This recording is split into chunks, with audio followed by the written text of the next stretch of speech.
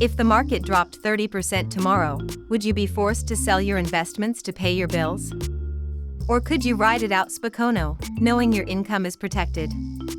Today I am going to show you how to build a cash buffer strategy that actually works, so you can stop worrying about market swings and start enjoying retirement. Hey, I am glad you are here. If you are retired, or getting close, this might be one of the most important financial strategies you ever put in place. I learned this the hard way.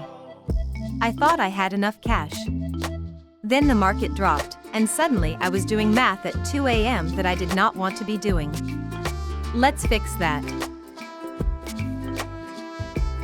A cash buffer is simple.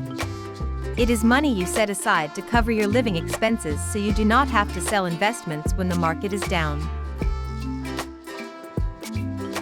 Here is why that matters. When you sell investments during a downturn, you lock in losses. That hurts your long-term returns. A cash buffer gives you time. It lets your portfolio recover while you keep paying your bills. It also gives you something most retirees underestimate: peace of mind. So how much should you hold? A good rule is 2 to 5 years of living expenses. If you spend $50,000 a year, that means $100,000 to $250,000 in cash. If that sounds like a lot, it is. But you are not trying to maximize returns here. You are trying to protect your lifestyle. Ask yourself one question. If the market dropped hard, how long could I go without touching my investments? If the answer is less than 2 years, you need a bigger buffer.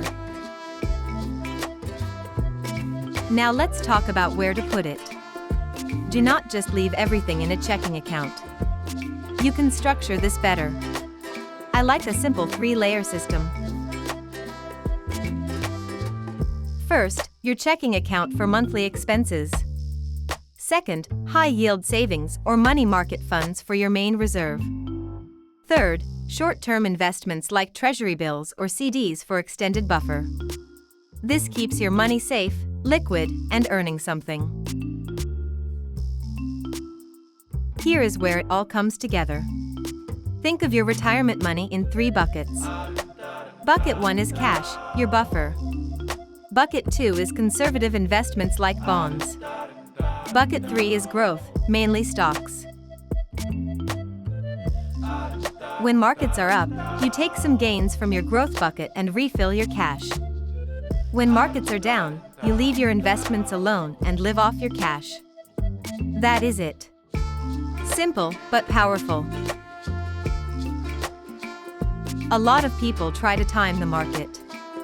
That usually ends badly. Instead, follow a simple rule. After strong market gains, take a little profit and refill your cash. If your buffer drops too low, top it up during good times. If the market is down, do nothing. Let your buffer do its job. You do not need perfect timing. You need consistency.